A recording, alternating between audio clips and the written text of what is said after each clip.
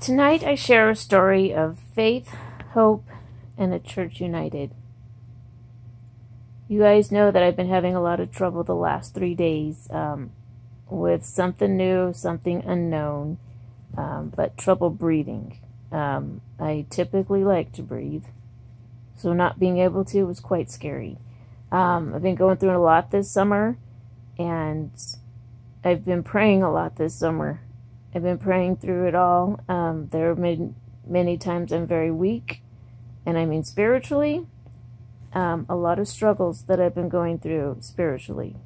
I know people don't typically like to talk about God on Facebook, but that's who I am. If you're going to hear me, it's definitely going to have some part of something to do with God, because that is my life. I depend on faith. I depend on God for every waking moment, like you have no clue.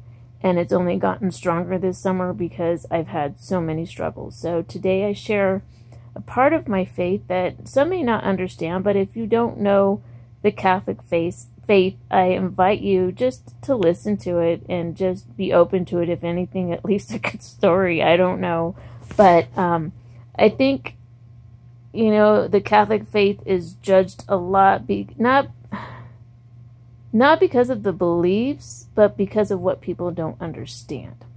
So here I am, and there's something that's happening that we don't know what it is as part of it, that coughing, and we're trying to figure it out. But basically, it feels like I'm having trouble breathing, but it has nothing to do with that.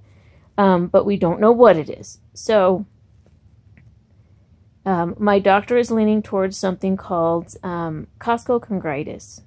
Costochondritis, which is a condition. It makes sense to me because I had 3 broken ribs. And if this is correct, then it is a malfunction of rheumatoid arthritis that starts to affect the breastbone and the rib bone. And it mimics a heart attack. There is no cure. It could last up to as long as it wants or as little as it wants. And there's nothing they could really do for it, although they could give you steroids and ibuprofen, and you can exercise, of course, believe it or not. I still can't believe that one because you can't breathe. How are you supposed to exercise? But that's the deal.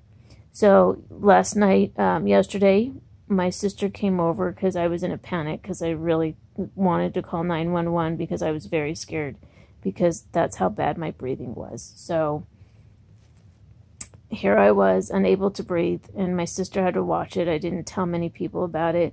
And I didn't go to the emergency room because I knew that they had ran all the tests, and I had nothing that was going to be life-threatening. So I waited for the doctor, and so he tells me this. So I took the extra steroids to see if he was right, and sure enough, this morning, today I feel better. Still a little bit of the cough, but that's nothing from what I was going through. And I've been going through many struggles throughout the summer, and in that, I've had to depend on God a lot more, and I just kept hearing, because people say, how do you know that God's talking to you? Because it's when there's thoughts, but they're not your own, that's God talking to you. When you get a really, like, you're going on the roller coaster and you're going down because you get a brilliant idea, that's God. And I'm going to keep trying to explain it because I experience it every day. And I just kept hearing him, trust me, I'm drawing you closer to me. It's kind of scary because when you do God's work, understand, the enemy is not going to like it. And he is going to attack you. He's going to try to stop you from whatever God's purpose is for you. But if you walk in faith, you are going to be able to see through that and pull through it. Is it going to be easy? Oh, no, it's not. And you're going to need just an army of people, which I call the church. And today they came over, and I received the anointing of the sick by Father Alex. And it was the most powerful experience. And I was telling them, you know, my mom, my dad, my best friend Brian, and Father, they were all in here, and I asked for it to be done on my bed, because this is where most of the suffering takes place daily. Getting in and out this bed, anyways, yes, it was just important to me. And so they're surrounded in my room, and you could just feel the presence and the power of everyone, one faith coming together, believing together. And when Father put his hands, I had my eyes closed, and I thought it was my mom putting her hands on my head because she prays over me like that. It wasn't until after he prayed over me that I realized that it was him. But when he put his hands on me, I felt like a warm, fiery feeling. And all I could see was, when I closed my eyes, and I closed my eyes now because I could still see it, I could see God actually crowning me with a crown, a beautiful, beautiful crown fit for a queen. And he reminded me, remember, I am with you. You are my daughter. You are the daughter of Christ. And it was just like an amazing experience. And I know people don't talk like this a lot, but I'm not going to be afraid to talk about it. It happened. It happens. It happens to many people. You just don't hear the stories. And when you face death, I have looked death in the face. Fears kind of just go out the window. So here I am to tell my story, because you never know who it would touch. And people who are afraid to believe, or like have these thoughts, and they're like, oh, what? Could that be God? Is it God? Yes, it is God. Acknowledge it. It is God. And when Father said, I forget exactly what he said, but he said something like we are the church. We are the church right here, believing in the prayers that we are praying. And I was just like, oh my gosh, we are the church. And it was the best thing ever.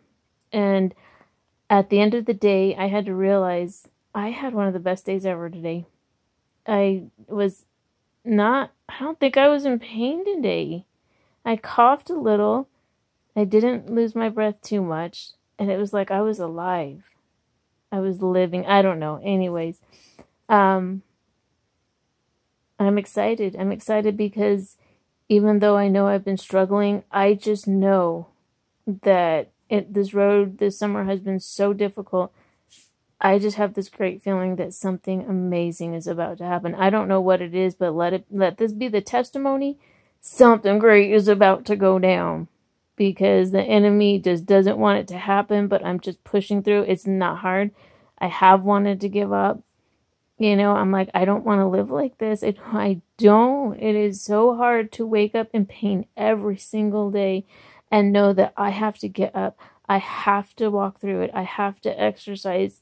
There's nothing worse than exercising through pain. It feels better afterwards, but I can't explain how difficult it is. And just to be alive, just to get dressed, just to do my hair, just to get in the shower, just to put on my clothes, it's just so much work. And it's hard to maintain that every day, and being so limited in what you can do in life. But I just know that God has answered my prayer and told me that there is so much more, and that he is making beauty from these ashes. He is making beauty somehow through this suffering. And I know that a lot of answers will be answered. A lot of prayers will be answered. And that is what God told me this morning, because I was just in tears. I was telling my husband last night, I can't do this. I can't. I don't want to live like this. I don't. And I meant it. And then I woke up this morning, and as I was walking to get dressed and go in the shower, God just talked to me, and he put this thought in my head, and he said, my child, do you not see that your prayers are being answered? Your suffering has been seen. Your God has seen it. And then I realized, oh my gosh, how could I have not seen? I've been blind, but in my blindness, you are my vision. And he showed me that he is answering the dearest, dearest, closest prayers I've had to my heart for years. And it kept me going. I said, oh my gosh, Lord, I'm so sorry. I'm so sorry for being so weak. So just give me the strength. And I believe that I have received that strength through this anointing of the sick. And it's funny because when I write in my book, I do talk about my first anointing of the sick back when I was first diagnosed. And I remember back when I was 18, I thought, oh my God, Father. And I write about this in my story and I say, I'm going to die. And the priest is like, child, what are you talking about? No one said you're going to die. I said, Father, you're here and you're giving me that thing that they give people before they die. But as I grew up, I began to understand that the sacrament of the anointing of the sick is underused in our church because people do believe that, but that's not true. Anointing for the sick can be used when you have a chronic illness and you're going through stuff like I'm going through, or you're having a surgery or something coming up, and you want the priest to come bless you. And it's to give you strength to endure. And so anyways, here we are. And that is my story for today. I know it was a long one, so I had to put this one on YouTube because it wouldn't just go on Facebook. So here we are. And thank you for letting me share my story. I don't know how many people will listen to it, but it is what it is. And I've just been inspired to share it. So I march forward and let this be a testimony. This is going to be a great year. I don't know how, but in my soul, I know it. I believe. I simply believe. There is blessings in suffering.